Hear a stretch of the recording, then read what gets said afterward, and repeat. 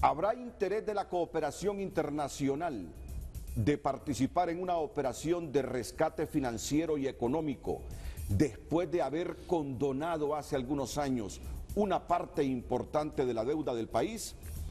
Hago una pregunta que aparece en esta publicación del Foro Social de la Deuda Externa. Honduras, aportes para un plan de rescate, una propuesta desde la esperanza.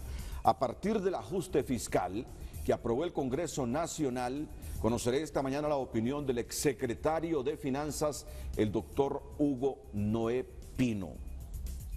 ¿Cómo evalúa ese ajuste fiscal? ¿Encontraremos realmente la solución a los problemas financieros y de déficit fiscal del gobierno hondureño con ese ajuste fiscal? ¿O ese ajuste fiscal es una medida que solo afectará a nosotros, los consumidores, a la población del país, y no resolverá la enfermedad fiscal que enfrenta el gobierno? ¿Cómo lo ve el doctor Hugo Noé Pino? Pero es que ya alguien había pensado en un rescate financiero para Honduras ante la tremenda brecha fiscal existente, y el FOSDE se hace la pregunta y dice: la respuesta en este momento es que esta posibilidad es más desfavorable que favorable, basándonos en las conversaciones y a los intercambios verbales que hemos tenido con el Banco Mundial y el FMI. Además, hay que ser objetivo e indicar que el proceso de condonación de deuda no cumplió los objetivos con que fue planteada. También es cierto que no se ha logrado cumplir prácticamente con ningún acuerdo con el FMI. En los últimos años hemos asistido a un deslumbramiento en el manejo de las finanzas públicas de una manera tal que prácticamente el endeudamiento interno y externo ha ido creciendo de manera desmedida. Por otro lado, se ha producido un incremento constante del gasto público y no se ve que los que administran el Estado, algunas veces con criterios meramente clientelares, estén interesados en reducir el mismo.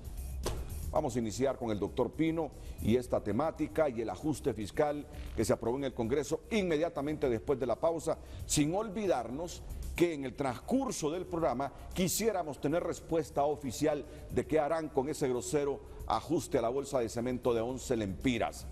Y qué van a hacer con el decreto del Congreso que no es ley todavía, no es ley, por cuanto este asunto de los alimentos ha generado ya en el Congreso Nacional y en el presidente electo por lo menos la posibilidad de ampliar la lista de productos que están exonerados, porque de 180 solo dejaron 35 exonerados, el resto a pagar el 15% de impuestos sobre ventas. ¿Qué es lo que van a hacer? ¿Qué están haciendo? ¿Verdad que usted como consumidor le gustaría saber? Definitivamente, yo creo que a toda la sociedad le gustaría saber. Para mí que eso es lo más importante hoy. Necesitamos respuestas de la gente del actual gobierno y de los que vienen, que ya están trabajando en el gobierno del presidente Lobo. Después de la pausa todo esto, por favor.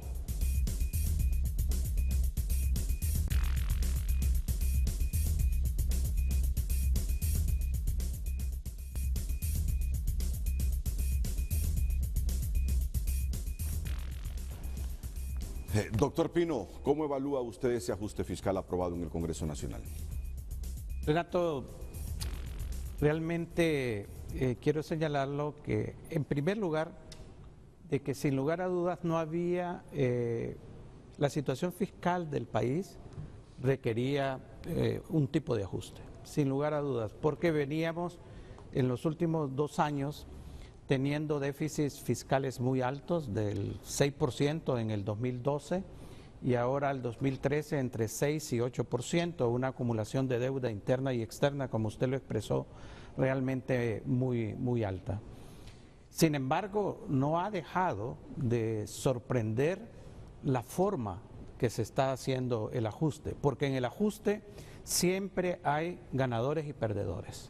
Realmente. Y en este momento el Congreso Nacional aprobó un ajuste fiscal, en primer lugar, a la carrera, introdujeron 2 horas antes, no le dieron tiempo a los diputados a que analizaran, estudiaran a profundidad y utilizando una aplanadora mecánica se aprueba un ajuste fiscal que en realidad las proporciones de ese ajuste, yo creo que ni los mismos que lo elaboraron han tenido razón de las consecuencias que va a tener.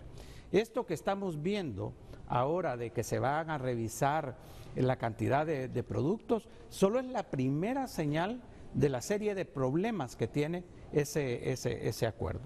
En segundo lugar, para mí es un ajuste bastante grosero porque pone la carga en la mayor parte de la población, inicialmente en la clase media, pero al final en los sectores populares, porque aquí se tiene la creencia que los sectores populares, o la gente más pobre no paga impuestos, pero no pagará impuestos sobre la renta porque no tiene empleo, claro, no tiene fuentes de ingresos, pero cada vez que se toma un refresco, cada vez que se toma una cerveza la gente está pagando impuestos.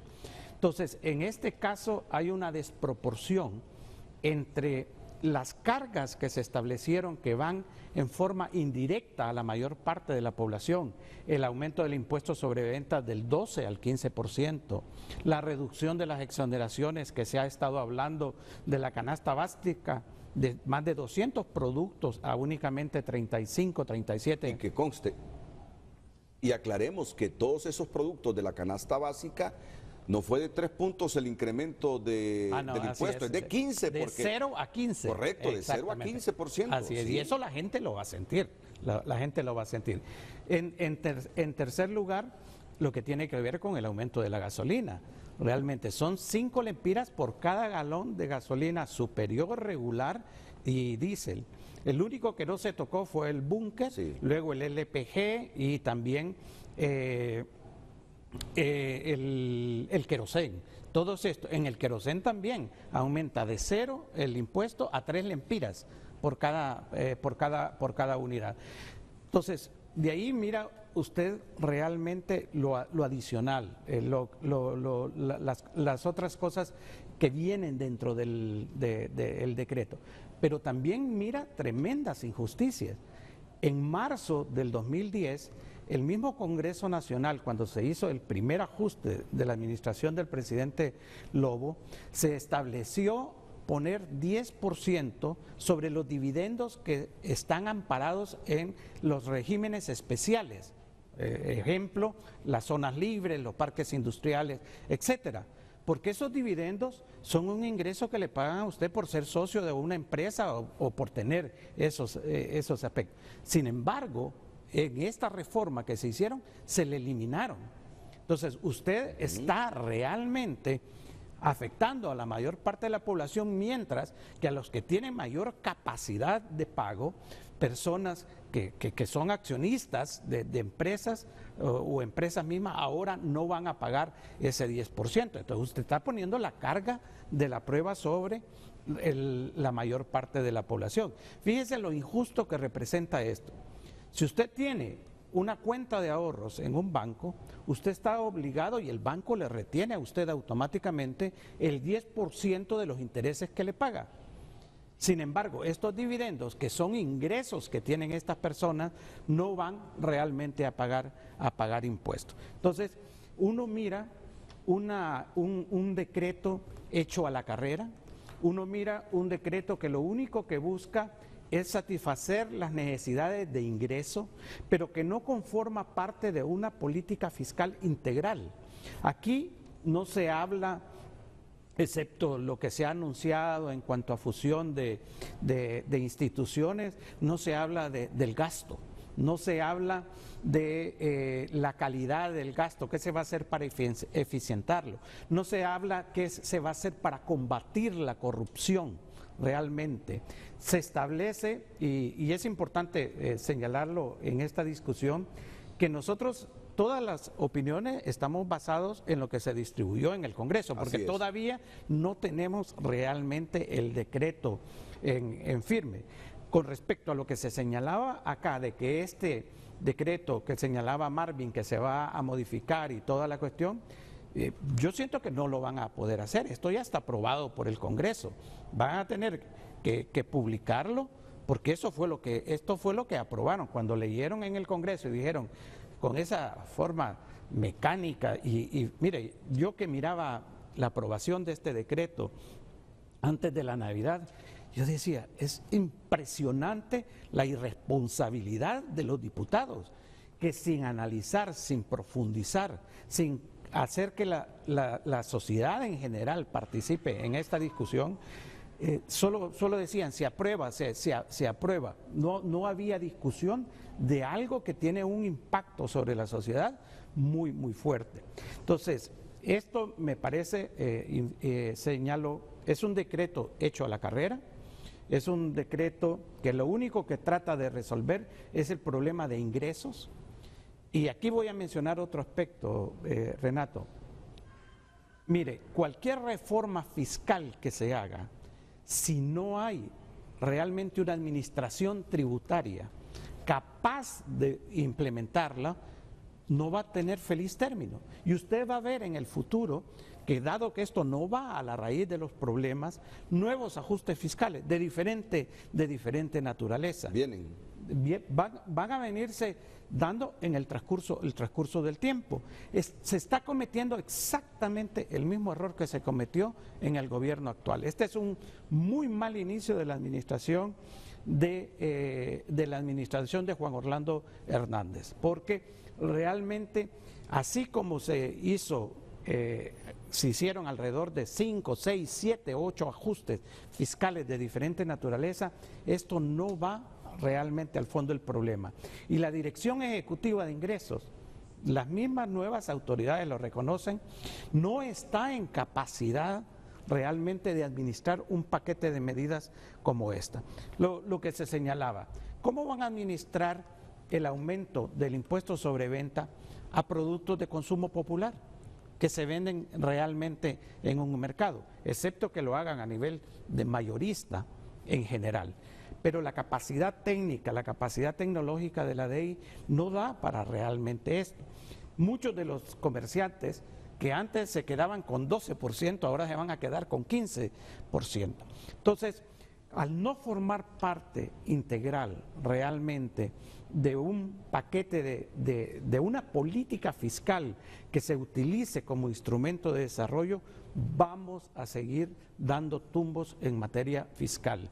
Y lo que se ha hecho ahora es lo tradicional, es lo ortodoxo. A mí, lo único que me recuerda este paquete de medidas que ha sido aprobado es el inicio del gobierno del presidente Callejas, en donde se hizo un ajuste muy ortodoxo, muy tradicional, pero sin considerar en cuenta las consecuencias.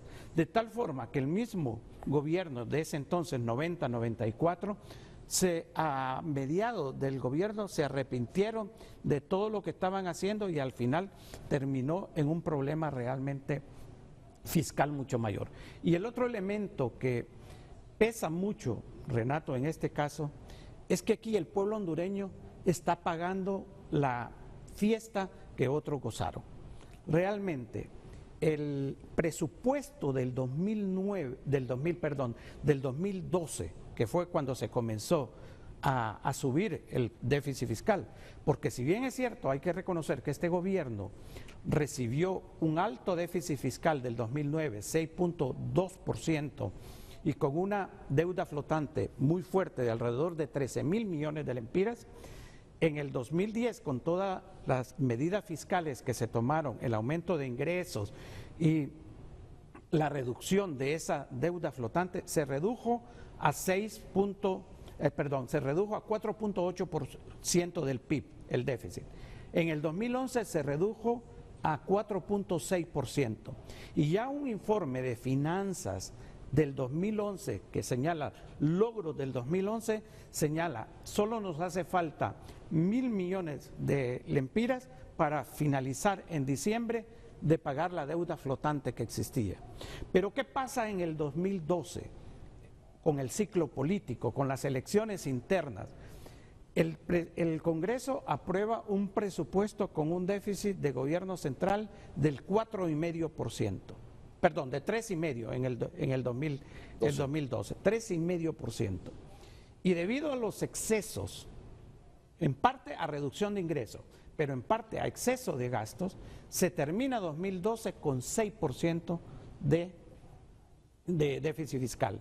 Y ya con un aumento cada vez creciente de deuda interna y de deuda externa. Todavía la deuda externa no tanto, pero sí acelerándose el aumento de la deuda interna. De tal forma que la deuda interna pasa de 23,000 millones de lempiras en el 2009 a casi 50,000 millones en el 2012.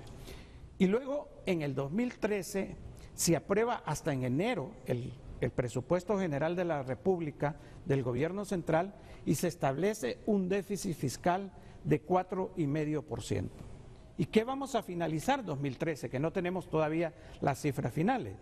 Vamos a terminar con un déficit entre 6 y 8%, más una deuda flotante que las autoridades de finanzas señalan mínimamente en 10,000 millones de lempiras.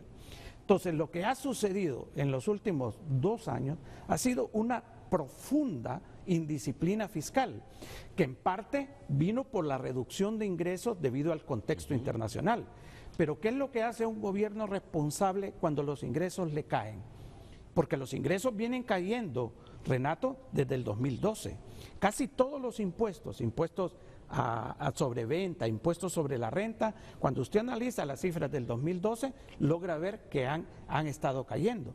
Entonces, desde el 2012 el gobierno debió haber hecho los ajustes en el gasto correspondiente. Sin embargo, no los hizo, principalmente por razones políticas.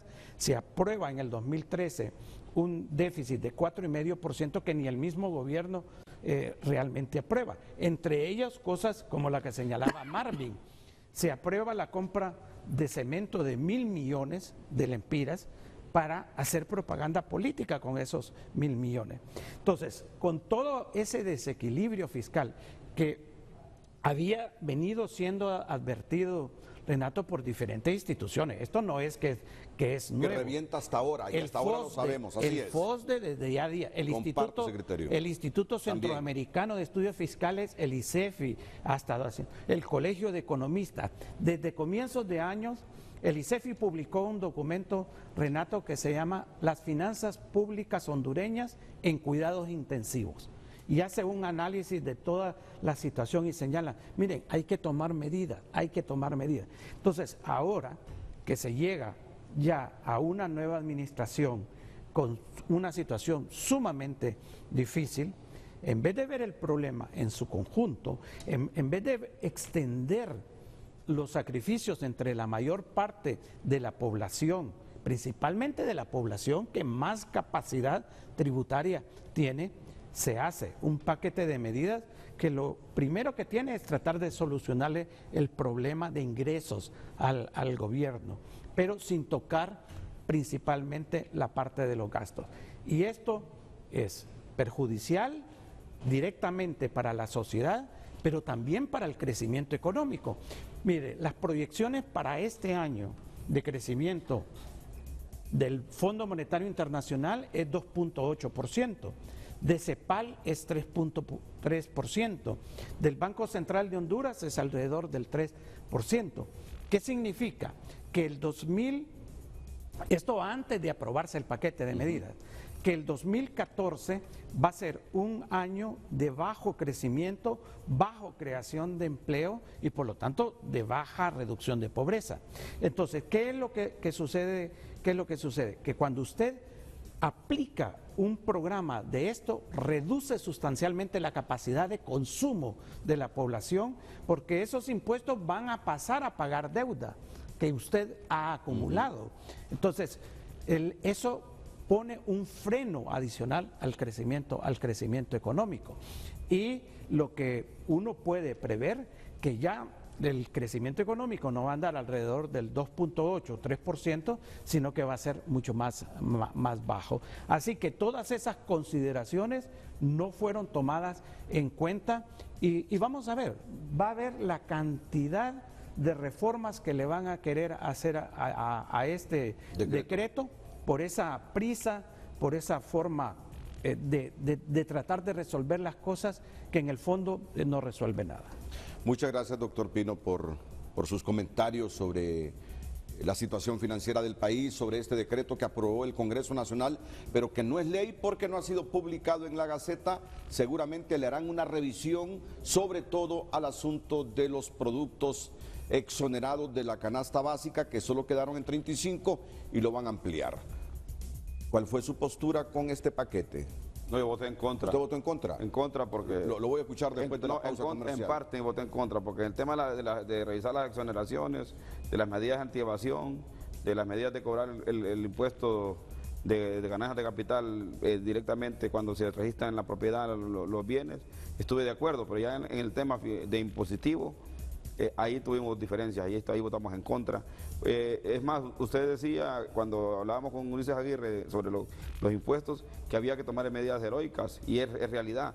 La situación de la economía del país es terrible. Yo creo que más allá del panfleto... Sí, yo dije prácticamente lo que el doctor Pino ha manifestado esta mañana, que ante la situación en que estamos, algo tenía que hacerse, pero yo desconocía totalmente, por ejemplo, eso de solo dejar 35 productos de la canasta básica exonerados. Y cuando ya empiezan los importadores y un resto de empresarios a decirnos, miren, van a grabar esto, van a grabar esto, van a grabar el hígado, van a grabar el mondongo, van a grabar este otro producto que es de la canasta básica. Dios mío, digo yo, ¿y esta desproporción? Y ya luego uno se fue dando cuenta de todas las reflexiones que hacía el doctor Pino. Pero lo vamos a escuchar inmediatamente después de la pausa comercial. ¿Qué es lo que no se tocó? ¿Qué es lo que no se hizo? Después de la pausa comercial.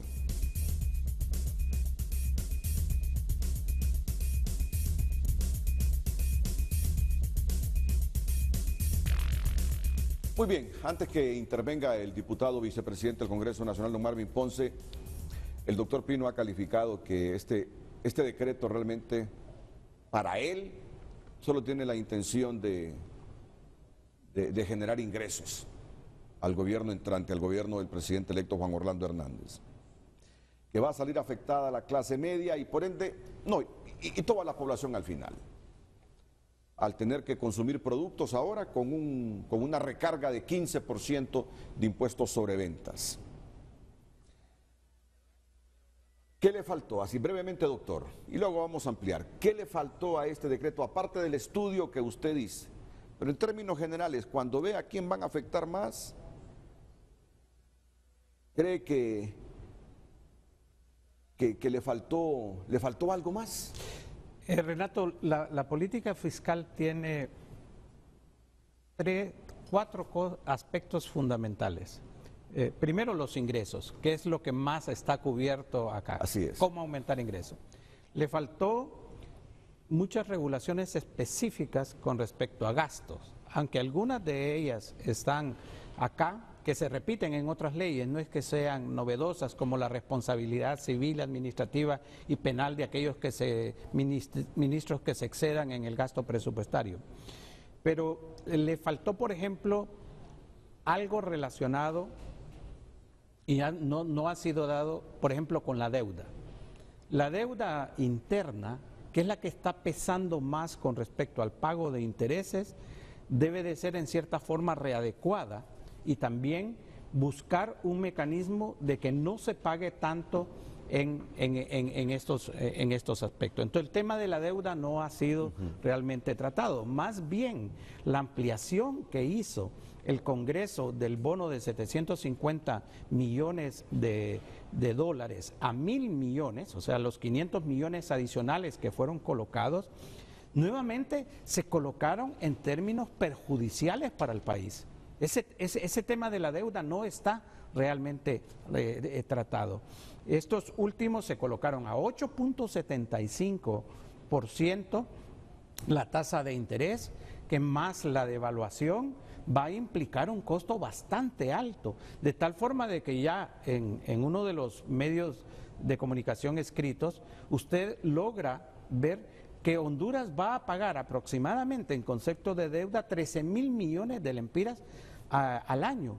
¿Sabe cuánto es el presupuesto del Ministerio de Salud, 11.000 millones, 11.000 millones. Entonces, ese tema de la deuda nadie realmente ha hablado. No sé si es porque hay interés en seguirle pagando al sistema financiero y a todos los deudores de esta deuda en las formas como inicialmente están pactados, que están afectando. Y el otro elemento, hay varios elementos, el de transparencia, realmente el de rendición de cuentas. Y cuando uno mira cómo se aprueba este decreto, dice, bueno, lo menos que hay acá es transparencia, porque lo hacen en vísperas de Navidad, que todo el mundo está concentrado más que todo en el ambiente familiar, en las vacaciones de esta Navidad. Lo hacen dispensándole 2 debates al decreto y, como lo dije al comienzo, sin mayor debate. Y dentro del decreto hay una serie de aspectos también. El caso, por ejemplo, que mencionaba Marvin, exoneraciones. La primera pregunta que yo haría, de acuerdo, porque no lo conocimos, no fue público, de acuerdo a lo que envió la comisión, que el presidente Lobo, que nosotros aplaudimos y dijimos que era en la dirección correcta, de revisión de las exoneraciones, la primera pregunta que haría, ¿cuánto del contenido del proyecto de ley o del informe que envió la comisión de exoneraciones fue adoptado por el Congreso? Cuando uno mira este decreto, sí, se da cuenta que, mire, dice, se eliminan, hay 3 tipos de exoneraciones, porque hay que diferenciar, hay veces se confunde. Hay exoneraciones a las importaciones, hay exoneraciones al impuesto sobre ventas y hay exoneraciones al impuesto sobre la renta. Aquí mira que a varias instituciones se les eliminaron las exoneraciones sobre las importaciones, que eso está muy bien en términos generales, pero cuando usted lee la lista de las excepciones, realmente es una lista bastante larga. Ahí es donde a mí me gustaría comparar eso con el informe que presentó la comisión, que no fue público. En segundo lugar, las exoneraciones que más se eliminaron fueron precisamente las del impuesto sobre venta, que es esa reducción en cuanto al número de productos. Y las exoneraciones en el impuesto sobre la renta, más bien, en algunos casos se están ampliando a regímenes especiales.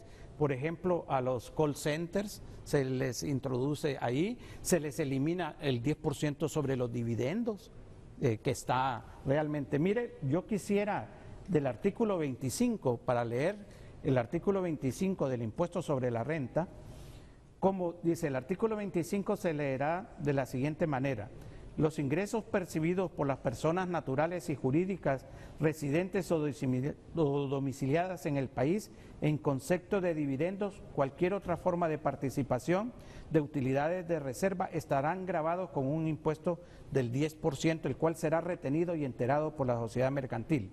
¿Qué le quitaron al artículo 25?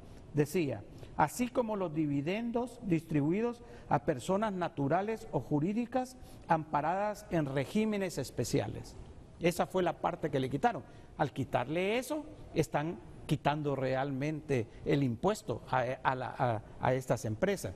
Entonces, muchos de estos aspectos realmente no fueron realmente, unos bien pensados, me imagino, hacerlo, pero más bien a los regímenes especiales, que era uno de los elementos, ponerle coto, ponerle un límite de tiempo. En esta ley, más bien se contradice mucho de lo que el presidente Lobo trató de hacer. Dice, con las exoneraciones vamos a crear una sola ley de exoneraciones y una sola oficina que maneje estas exoneraciones para que todo sea transparente. Sin embargo, aquí dice, todas las exoneraciones que las diferentes leyes asignen van a tener un plazo de máximo de 12 años. ¿Por qué no haberlo realmente hecho una medida de carácter general, que las exoneraciones deben de tener un límite de tiempo especificado, sino que dejan abierta la puerta para esto? Y hay algunas otras cosas ahí con respecto a exoneraciones que todavía no se terminan. Mencionan la de las comidas rápidas, que se van a mantener las exoneraciones hasta la vigencia de la ley, pero ya se sabe que ese es uno de los elementos que no debió haberse aprobado. Entonces debieron haber incluido una medida adicional que digan, bueno, no les podemos quitar legalmente este beneficio que ya tienen, pero busquemos por otra forma de que realmente cumplan sus obligaciones. Entonces ahí es donde uno mira realmente desequilibrio.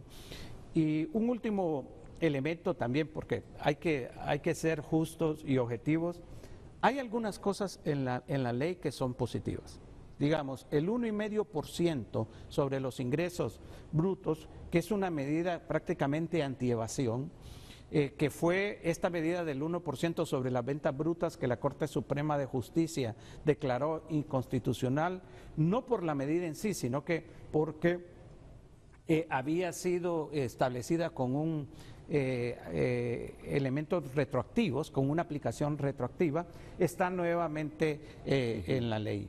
No sé por qué le dieron una excepción menor a otros, al cemento y a las medicinas. Entonces, hay algunos elementos de la ley que hay que considerarlo que van en la dirección correcta, pero el peso principal, el corazón del decreto es poner la carga del ajuste en la mayor parte de la población. Marvin, y haciendo consideraciones políticas, el doctor Pino lo decía y a mí me parece que tiene toda la razón. Lo advirtió la institución en la que él trabaja, lo advirtió el Foro Social de la Deuda Externa desde hace 2 años, lo venían diciendo, y no se tomaron las medidas correctivas y se gastó más. Y yo creo cuando escuchaba al doctor Pino que pensaron, no, gastemos, nos conviene gastar en este momento, gastemos. Porque en diciembre del 2013 vamos a poner un ajuste. Así no se puede dirigir un Estado. No. Y no es forma de hacer política fiscal realmente. No, así no se puede manejar un Estado. Gastemos estos 2 últimos años. Hay que ganar las elecciones. Crear esa tremenda brecha. Hasta perversidad hay. Y se lo digo con toda franqueza, hasta perversidad hay. Crear esa tremenda brecha, a sabiendas de que para recuperarse medianamente iban a meter un ajuste en diciembre que iba a recaer sobre la población, me parece que es injusto. Y eso hay que decirlo. No se puede callar. De acuerdo, yo considero que este ajuste fue planificado con tiempo. Dijeron, bueno, hay que hacerlo después de las elecciones, cuando hayamos ganado las elecciones. Y en diciembre, entonces, volvimos nuevamente al esquema tradicional de que de noche no se hacían leyes, decíamos, de este tipo, de que no se iban a hacer leyes a la espalda del pueblo. Quiero decirle, Renato, que yo estoy triste porque realmente, pero triste en el sentido de que en el Congreso siempre se consensuaron leyes, consensuamos leyes de educación, leyes de la seguridad. Don Juan Orlando Hernández nos llamaba siempre a discutir estas leyes y esta vez solo invitó al Partido Nacional. Y al Partido Liberal llevaron un documento de doña Gabriela Núñez que hizo después del gobierno de facto de don Roberto Micheletti, donde ponía una economía difícil, cómo quedaba el gobierno, pues, como para queriendo decir, bueno, si Gabriela, que es liberal, les dice esto, ustedes tienen que saber en qué situación se encuentran. Y Marvin, pero ha pasado 4 años después de eso. Pues sí, 4 años. Ese documento de hace 4 años es lo que presentaron a los liberales para convencerlos. Ellos sabían que no iban a convencer a nadie, pues, porque la forma, el tiempo, pero el problema no es tanto en eso, sino en la responsabilidad de solamente ver medidas de corto plazo para aplicar impuestos, y yo creo que estos que hicieron la canasta básica, sacaron los 35 productos, sin ninguna conciencia de lo que significa para el pobre cómo adquirir los productos, porque lo que se mira es un ajuste desigual, como lo explicaba el doctor Pino. A los grandes grupos de poder económico más bien se les dan prebendas en el ajuste, y a los pobres les aplican un impuesto del 0% que no tenía en la comida al 15%, o sea que la comida inmediatamente al entrar en este decreto vale 15% más de los incrementos cíclicos que siempre le dan a la comida en la Navidad, donde los huevos suben de 3 a 3.50, donde sube el pan, donde sube otro tipo de productos, y que ahora más del 15% que habrá que pagarlo y que eso realmente va a ser imposible. Aunque lo compren en los mercados, lo compren en una pulpería, este impuesto lo van a tener que pagar los mayoristas y eso se lo van a cargar al pueblo. Ya de hecho, la carne vale casi 60 lempiras, pues. Cuando aparece en la canasta básica como por 38 lempiras, pero en la práctica vale 52 lempiras, 55 lempiras las carnes. Entonces ya estamos realmente hablando de una situación delicada. Nosotros sí consideramos que usted puede ver que en la ley el gobierno dio tumbos con 3, 4 gerentes, y nunca pudo establecer una política fiscal coherente. Un director de la DEI inclusive está gravemente enfermo. Un saludo para don Mario realmente, porque creo que él hizo esfuerzos importantes por la presión que tenía realmente de esta situación.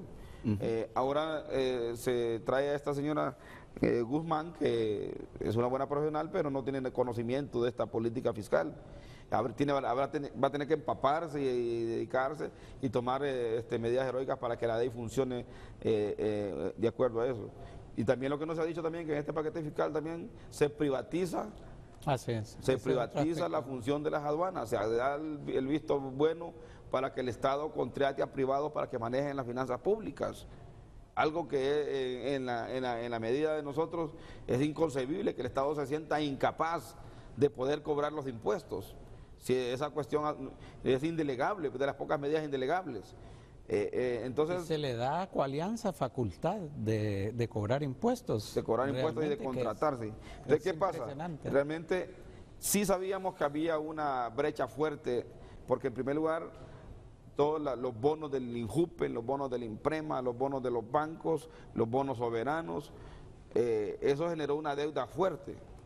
Pero aún con todo ese montón de bonos que se adquirieron, el déficit fiscal anda casi cuando usted habla de porcentaje, son casi 25 a 30 mil millones de lempiras, que se gastaron más de lo que estaba presupuestado. El equipo de transición del presidente electo Juan Orlando Hernández, el equipo de transición del presidente electo está manejando un déficit a final de año del 9%. ¿Sí? ¿Qué significa? 9%. ¿Qué significa eso? Que sí es cierto, hay que hacer ajustes, hay que buscar alternativas, pero entonces ahí es donde viene la capacidad de los estadistas de buscar los consensos entre todos los actores de la sociedad. Este es el panorama que tengo, y la gobernanza no solamente está en que los aliemos los políticos para conformar una junta directiva del Congreso. La gobernanza es cómo va a gobernar las finanzas públicas y cómo va a poder viable un gobierno que exige seguridad, que exige educación, que exige buena salud, que está obligado y crear toda la empleomanía también pública. Entonces realmente con esas cifras realmente era necesario hacer medidas fiscales, medidas económicas, pero también medidas de reducción del gasto. Aquí hay ministros que se van a hacer una inauguración de una pequeña obra y se van con 25 asesores, ayudantes, todos ganan viáticos, hasta la seguridad se llevan. Para un acto se gastan 50.000, 60.000 lempiras en algo que es intrascendente, pues. Me parece a mí que, y eso, otros ministros que viven en la costa norte se van de hacer giras de trabajo desde el jueves y ganan viáticos desproporcionados. Esas cosas deben ser reducidas. El Ministerio de la Presidencia ha crecido demasiado para realmente lo que es. Si antes no había Ministerio de la Presidencia y ahora se gasta 4.000 millones de lempiras del ministerio, pues. Entonces, habrá que ver, y por otro lado también se han creado nuevos ministerios, se han creado nuevas instituciones que realmente los resultados son pobres, pues. Entonces, bajo ese esquema realmente había que decir, bueno, el gobierno va a hacer estas medidas de ajuste económico, fiscal, pero también va a hacer estas medidas de ajuste y reducción del gasto corriente, porque lo que queda, que a pesar de ese gran déficit, la inversión productiva, la inversión que genera empleos, tampoco es grande, anda como el 6 al 7%, y el 94% es gasto corriente. Realmente no hay inversión en la agricultura, no hay inversión en el agro. Dependemos de las ayudas internacionales que las da la FAO, que da el FIDA, que da los otros, de préstamos para poder funcionar en la agricultura. Ya no hay realmente políticas las carreteras ahora se están privatizando porque el Estado es incapaz de construirlas por su propia cuenta. Entonces, si el Estado está en esa situación, realmente habrá que decir, tenemos un Estado delicado, aunque hayan controversias entre el Partido Libre, el Partido Nacional, debía obligarse a que esos partidos se sienten y consensen por lo menos 3 temas. El tema de la salud, que es un desastre en este país, el tema de las finanzas públicas, Y aquí ya no se trata de estar echando cuentas a que Micheletti se robó tanto, que el otro gastó tanto, porque esa cuestión, si es cierto, hay que documentarle un informe de la verdad, ¿va? Que eso ocurrió en esos gobiernos. Pero de aquí para allá, la realidad es de aquí para allá, pero no cargarle todo al pueblo hondureño. Porque aquí me parece a mí que grabar la canasta básica es el último estamento que se puede hacer, y sobre todo, porque una cosa es el que gana el salario medio alto, otra cosa es el salario mínimo, otra cosa es el que gana medio salario porque trabaja en los sectores informales, y otra cosa es el que no tiene ingresos. Esos que no tienen ingresos y le sigue aplicando ajustes, entonces ahí realmente empieza a verse la situación realmente que es insostenible, pues. Y sí es cierto que había que tomar medidas heroicas, pero el heroico no solamente debe ser el pueblo que pone el lomo, pues, y los demás deben ser más bien privilegiados. Hay que recuperar y decirlo con claridad, el robo de 48.000 millones del impuesto sobre la renta, Renato, que se lo siguen robando, que eso son las ganancias, el impuesto a la ganancia que no se paga, 18.000 millones que se van del impuesto a la venta, que se quedan con el 12%, ahora van a quedar con el 15% los mismos ladrones, que son empresarios deshonestos, que desgraciadamente se han hecho ricos a costillas de no pagar los impuestos al Estado hondureño. Entonces, mientras no se haga nada contra ellos, no se justifica ningún aumento a impuestos nuevos. Bueno, hemos escuchado que la Dirección de Investigación e Inteligencia del Estado va a trabajar conjuntamente con la DEI. Yo en eso no estoy de acuerdo, Ya me va a profundizar sobre eso no el doctor Hugo Noé Pino. Y yo les digo algo, y hay que ser justo. En este asunto de la deuda interna, aquí son corresponsables los últimos gobiernos. Y hay que decirlo, Estos en el área de ir reduciendo esos problemas, cuando digo estos, el presente gobierno, en esa parte el gobierno de Lobo no trabajó absolutamente nada para corregir los trastornos que traía nuestra economía, que traían nuestras finanzas. No trabajó. Políticamente, Renato, cada campaña, ¿qué es lo que usted promete? Digamos, en la campaña del 2009, ¿qué es lo que se prometió? Corregir los problemas que se venían arrastrando. Entonces, después de 4 años de gobierno, se viene a querer responsabilizar al gobierno que terminó en el 2009. Yo creo que, sinceramente, no, correcto. Eso, pero también hay que decirlo, doctor. También el gobierno de Zelaya fue corresponsable en esto. Pero mire, aquí están los datos de la deuda interna y externa del país. Lo vamos a comparar después de la pausa. Y realmente los datos no respaldan esa aseveración que hace... Pero aumentó la deuda interna en el gobierno de Zelaya. Claro que aumentó, pero no en las proporciones que aumentó en este gobierno. Hay que ser justo también en eso. Claro. Hay que ser justo en eso también.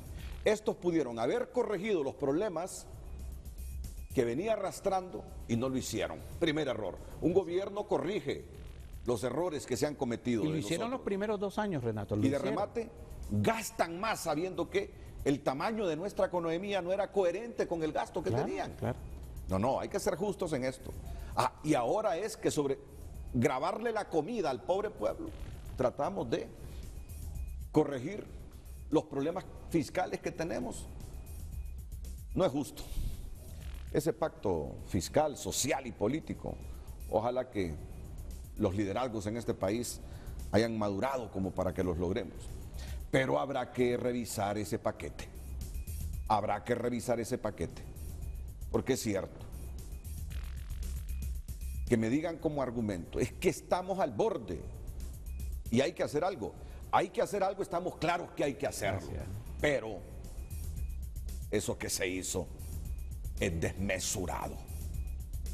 Quiere intervenir el ex candidato presidencial del Partido Anticorrupción, don Salvador Narrala, en el programa Frente a Frente, inmediatamente después de la pausa comercial.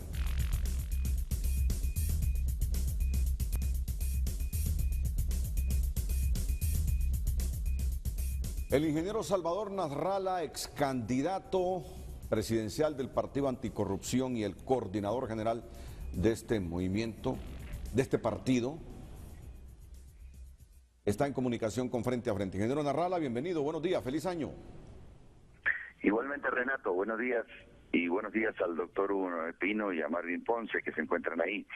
Un feliz año a todas las personas que están pendientes de este importante programa.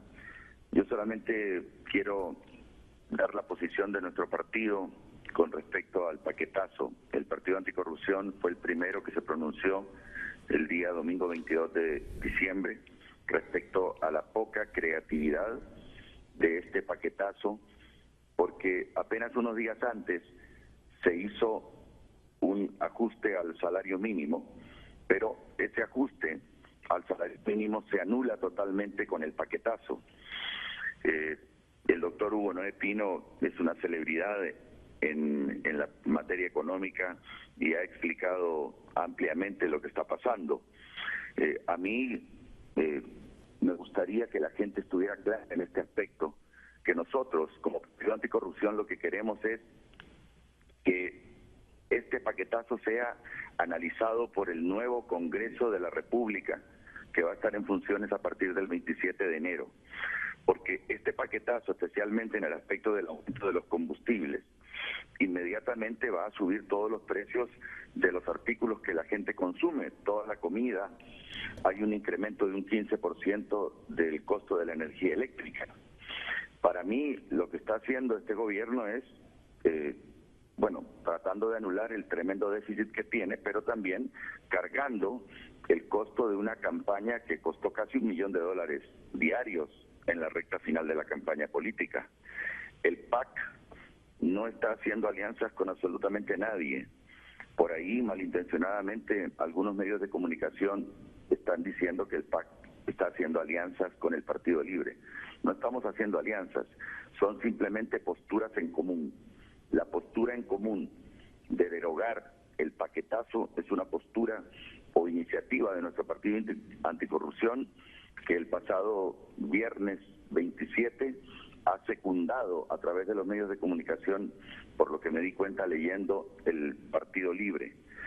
Nosotros pensamos que este paquetazo debió ser consensuado por los congresistas que van a estar manejando las leyes del país durante los próximos 4 años, con los cerebros que en el país hay, como muchísimas personas como Noé Pino y otras personas como William Chong-Won y otros que saben bastante de economía.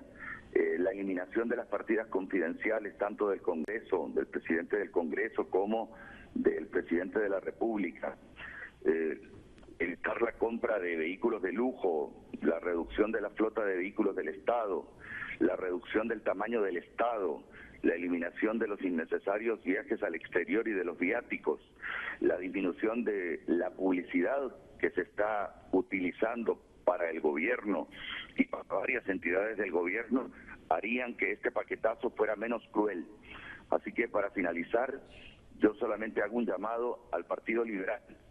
No es una alianza tampoco, es solamente para que esta iniciativa que el 22 de diciembre ha lanzado públicamente en los medios, nuestro Partido Anticorrupción, sea secundada no solamente por el Partido Libre, sino que también por el Partido Liberal, para que haya una verdadera oposición a estas cosas, a estas decisiones que le hacen tanto daño al pueblo, a la gente más humilde, que es la que va a sufrir con el aumento en el combustible que repercute directamente en el costo de los alimentos. Solamente eso. Muchas gracias. A usted, ingeniero Salvador Narrala, candidato presidencial del PAC, en esta propuesta de rescate o este plan de rescate del FOSDE surge una parte muy importante, una pregunta muy importante. ¿Es urgente pensar en un gran pacto social, económico y político? Sí, es urgente. Hemos ido a elecciones generales para seleccionar democráticamente los líderes que el país necesita para enfrentar los grandes problemas que lo agobian. Aunque unos están contentos y otros descontentos con los resultados electorales. Sin embargo, nos guste o no, estamos frente a hechos prácticamente consumados. Como dijo un líder sindical, hay que ir dándole vuelta a esta página y veamos las cosas con mentalidad prospectiva. Es necesario propiciar un gran diálogo nacional entre las distintas fuerzas sociales y políticas del país para negociar un pacto social de acuerdos mínimos que permitan impulsar la gobernabilidad democrática del país. Sin embargo, hay que estar claros que no basta con lograr y firmar acuerdos, es necesario buscar los mecanismos para que se realicen efectivamente y que haya personas notables de nuestra sociedad que los puedan monitorear y darles seguimiento. Existe en nuestra sociedad personas notables pertenecientes a distintos sectores sociales que puedan vigilar los acuerdos mínimos a que se llegue y velar por una realización efectiva. En una primera mirada, algunos de estas personas notables, que son reserva moral de nuestra sociedad, pueden encontrarse en las iglesias. A pesar del asedio a que se han visto sometidos después de la crisis política de junio de 2009 que polarizó la sociedad hondureña, los líderes de las iglesias hondureñas siguen siendo parte de la reserva moral de nuestra sociedad, como lo son hombres de la estatura moral de Jorge Bueso Arias, entre otros. No es fácil negar méritos morales e intelectuales a personalidades públicas como el cardenal Óscar Andrés Rodríguez, que brilla hoy con luz propia en el Vaticano. Hay muchas figuras notables en la sociedad civil hondureña que deben ser invitadas a participar en este esfuerzo de conciliación y de redefinición del rumbo del Estado y de la sociedad hondureña y de su monitoreo y seguimiento. Es también necesario facilitar la participación de los sectores sociales, sobre todo los no organizados que no han tenido voz en las grandes decisiones nacionales. Es lo que propone el FOSDE. Es urgente pensar en un gran pacto social, económico y político. ¿Sabe qué pienso, doctor Pino, diputado Marvin Ponce? Que una muestra, aunque ya lo hayan aprobado, que una buena muestra es hacer una revisión a ese decreto. Y a partir de esa revisión a ese decreto, para que haya capacidad de convocatoria del nuevo gobierno, iniciar este objetivo del gran pacto político, social y fiscal, pero que den una muestra revisando ese trancazo. Y es que eso realmente, Renato, hace bastante difícil el inicio de la nueva administración, porque realmente iniciar con un paquetazo sí, como este. Yo quisiera compartir con usted, Renato, una iniciativa que se ha venido trabajando en los últimos meses. ¿Qué tal si la socializa o la dice después de la pausa? Con todo gusto. Muy bien.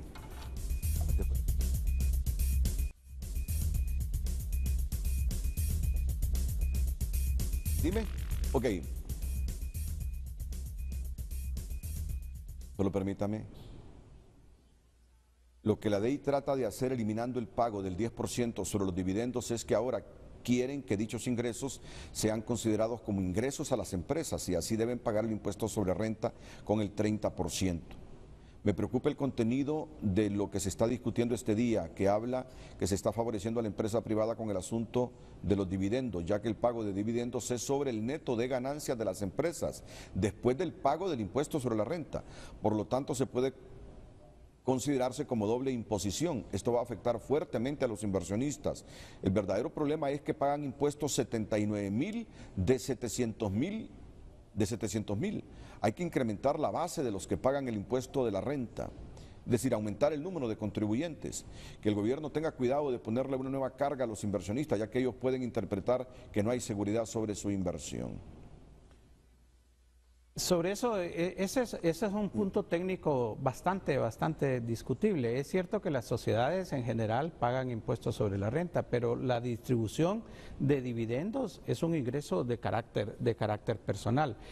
Algo que sí es importante sobre esto, Renato, es que ningún decreto debe tener una tendencia antiempresarial. Aquí no es una cuestión de no fomentar, al contrario, el país necesita fomentar la inversión realmente a todos niveles. Aquí lo que estamos hablando es un tema de justicia fiscal, de equidad fiscal, de que en nuestro país casi el 70% de los impuestos son impuestos indirectos, que paga la mayor parte de la población, cuando los que más capacidad de pagar impuestos pagan, como lo señalaba Marvin, evaden por una parte o no tienen realmente impuestos. Entonces, uno de los principios fundamentales es la equidad tributaria. ¿Qué es lo que iba a proponer, doctor Pino?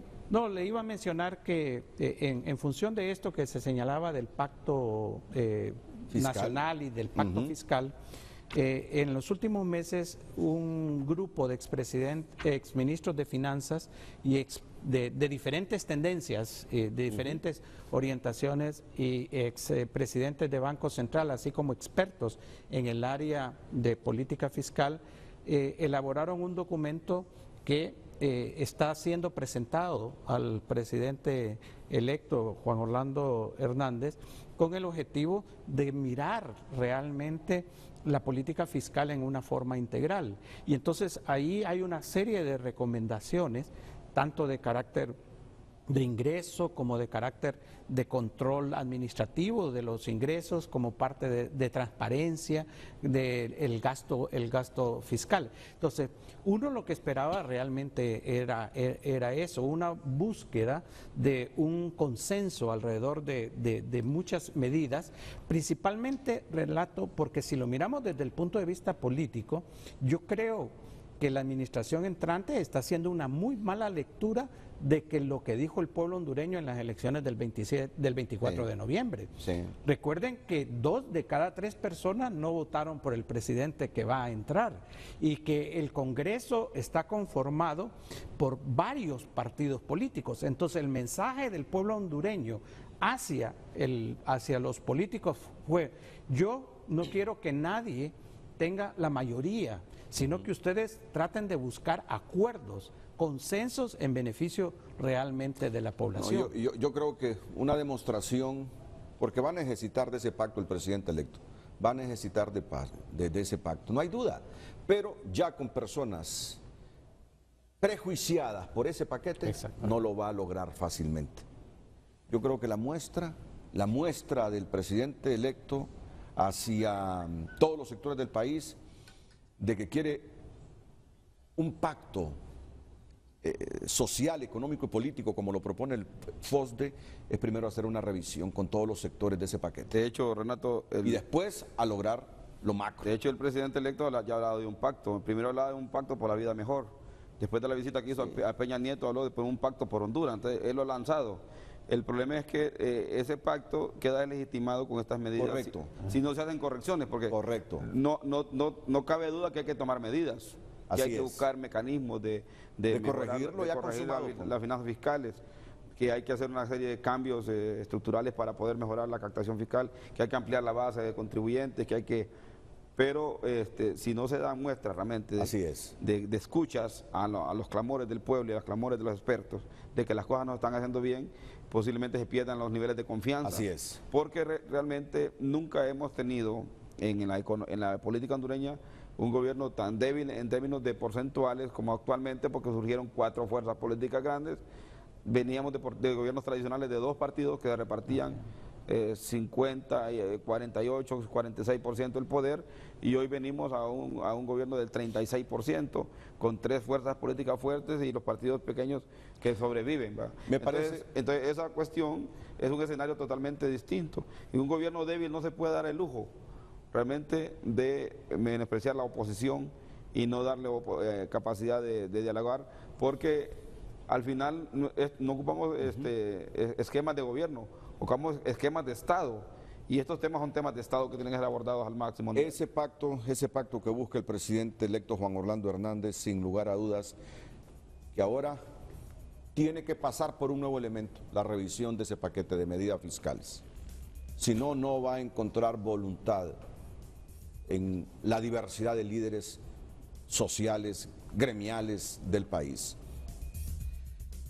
Ya viene este año el peaje, el pago de peaje en las carreteras, por lo menos en esta CA5, ¿verdad? Este es el otro elemento, Renato, que aparte de todas estas medidas que han sido tomadas, el aumento del cemento, el pago de peaje que se va a hacer en varias carreteras a partir de este año, pues obviamente incrementa no solamente los costos de traslado, este es un tipo de impuesto al final que tiene que pagar la gente para poder circular, sino que el costo de transporte de las mercaderías, y eso va a hacerse sentir también en los efectos. Y esto me lleva a un punto que Marvin mencionó que no quería dejar de mencionar, Renato.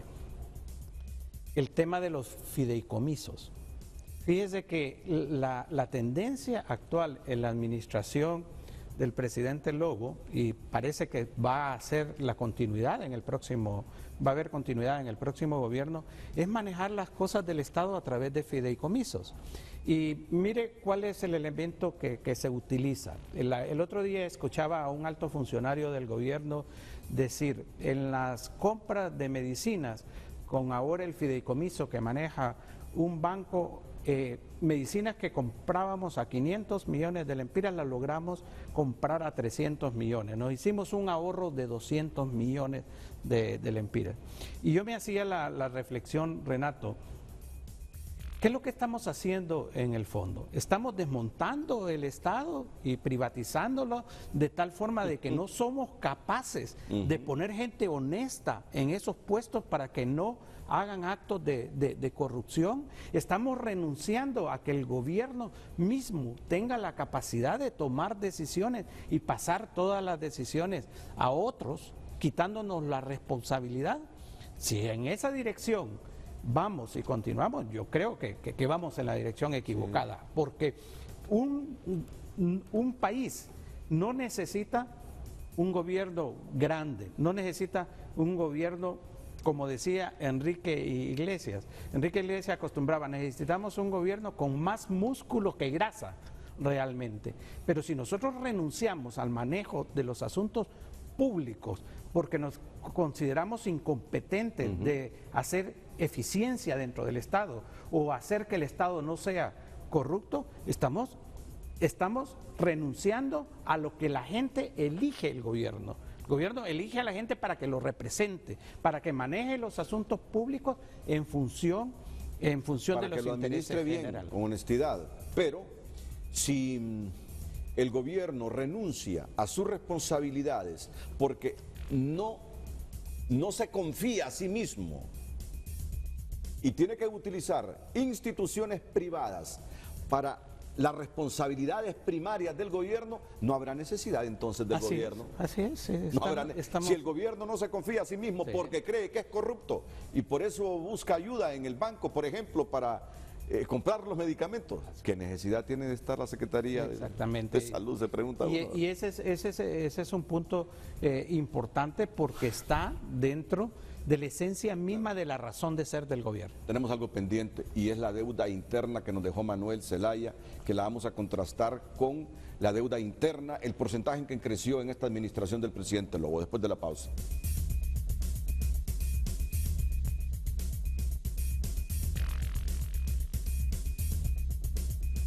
En Choluteca el cemento, la bolsa cuesta 179.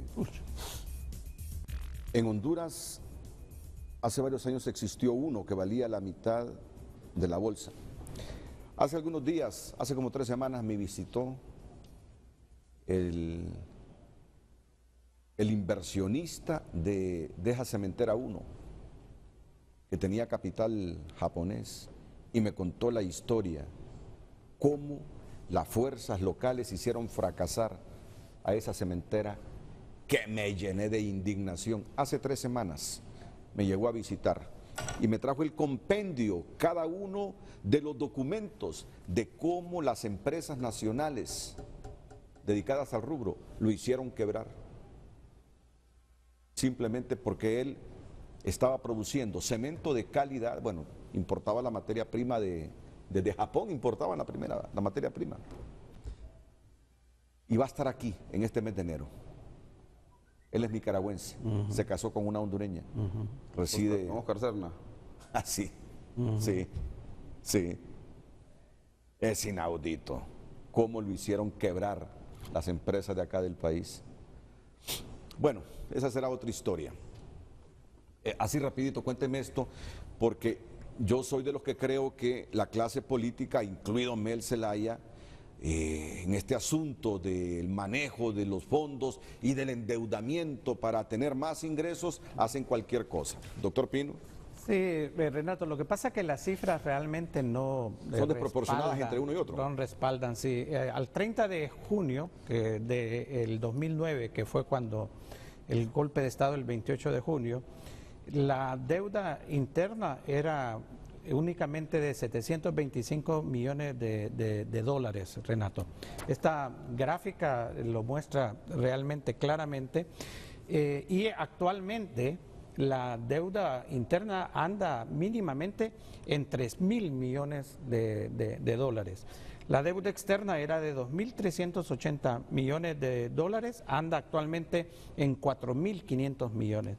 Entonces, realmente responsabilizar a la administración del presidente Zelaya por el problema que se está viviendo actual no concuerda realmente con las cifras que el mismo Ministerio de Finanzas proporciona. Aquí están los déficits fiscales que se plantearon durante la administración del presidente Zelaya. En el 2007, 2.9 era el déficit fiscal, en el 2008 era 2.4%, el déficit del gobierno central aumentó con la crisis internacional y el golpe de Estado a 6.2, luego bajó a 4.8, a 4.6 y a partir del 2012 aumentó a 6%. Mire, esta era la proyección a comienzos de año, porque esta es una gráfica del Ministerio de Finanzas, no crea que es una gráfica nuestra. La proyección era que iba a terminar a 4,5% y más bien ahora la vamos a tener realmente alrededor de 8 o 9% del PIB. Entonces, querer asignar responsabilidades por el hecho de que en los últimos 4 años, después de que en la campaña política se prometió resolver los problemas de Honduras y que en los primeros 2 años se iba en la dirección correcta. Cuando se redujo este déficit, se iba y estábamos en la dirección adecuada, pero los 2 últimos años ha habido una irresponsabilidad y nosotros lo dijimos. El problema de los últimos 2 años es que el manejo de la política fiscal pasó del Ejecutivo al Congreso Nacional y a partir de ahí se ha dado un desorden impresionante. Mire, doctor, yo por eso vengo predicando desde hace mucho tiempo. Hay que prohibirle al presidente del Congreso Nacional que se lance a la presidencia de la República. Eso lo venimos diciendo desde hace años, hace más de una década. Porque el presidente del Congreso, como cree que está ungido para ser presidente del país, hace su propia agenda política y en esa agenda política no le importa la salud financiera del Estado. Pero bueno, yo no sé qué pasa en Honduras. Ya lo habíamos hecho, luego vino la Corte y dijo que no se le podía vedar la participación política a ningún ciudadano. Entonces, busquen rotar la presidencia del Congreso cada año. Entonces, no sé, pero algo hay que hacer para impedir que desde la presidencia del Congreso se manejen 2 agendas, la agenda del Estado hondureño y la agenda personal. Porque ya se ha demostrado que a algunos presidentes del Congreso les importa más su agenda personal, que es su agenda política, que la del Estado. Entonces, ahí están las consecuencias de todo. Y antes de don Juan Orlando Hernández, hubo también presidentes del Congreso que se lanzaron a la arena buscando la presidencia del país. Lo mismo, todos esclavizaron la agenda del Estado a los intereses personales del presidente del Congreso. No sé, ustedes como diputados debieron corregir esas cosas. Esos son parte de los problemas serios que tenemos en Honduras. Ya aplicamos 5 paquetazos, es que nosotros hacemos lo que los técnicos llevan. La ley llegó que había que cambiar la ley de las finanzas a la otra, que se hiciera un régimen especial, se cambió el 1%, se hizo un sistema de precios, se hicieron cualquier cantidad de cosas, pero los resultados fueron, porque es lo que dice el doctor, la institucionalidad pública, que es la ley, no tiene la capacidad de ejecutar las medidas fiscales que aprueba el Congreso. Entonces tal vez tendrán algunas medidas bonitas y bien intencionadas y bien estructuradas, pero son técnicamente aplicables que la capacidad de la ley no las tiene. Muy bien, yo les invito... Pero también coincido con usted que la presidencia del Congreso debería tener regulaciones para adoptar los impuestos. Y eso lo hemos dicho siempre, apoyamos la medida cuando se prohibió, la Corte derogó eso y hemos vuelto nuevamente al status quo. Los invito para que desde este momento, ya sea a nuestra cuenta de Twitter, Frente a Frente, de Facebook o a la mensajería personal, me envíen las preguntas para el secretario de Finanzas y la directora de la DEI que estarán mañana en Frente a Frente. Vamos a hacer un resumen de todo lo que nos han dicho ustedes para que lo escuchen ellos. Y me envíen las preguntas que ustedes quieren, se las traslademos al actual secretario de Finanzas, que algunos dicen lo van a ratificar, no sé, No he escuchado de eso. Otros hablaban de Francisco Rivera, pero yo le pregunté a don Francisco Rivera y me dijo, no, yo no quiero eso. Me lo han propuesto, No, pero iba a no lo ser, quiero. tengo entendido que es don Marlon Tábora, pero al final... No, Marlon Tábora ya fue designado a la presidencia del Banco No, Central. él iba a ir a finanzas primero, pero me parece que hubo un cambio. ¿Es cierto que Marcial Solís va para la Secretaría de Educación? No tengo información. Usted es un hombre bien informado. No tengo información, sí. Porque se habla de doña María Antonieta Guillén también, ¿verdad? Para educación. Sí. Bueno, ya saben, formulen las preguntas, más las nuestras y el resumen de lo que nos han dicho ellos hoy. Y quedamos claros en algo, el gran pacto político, social y económico del país, del nuevo presidente electo, no me cabe la menor duda, pasa por una revisión a ese paquetazo. Hasta luego, muchas gracias y buenos días.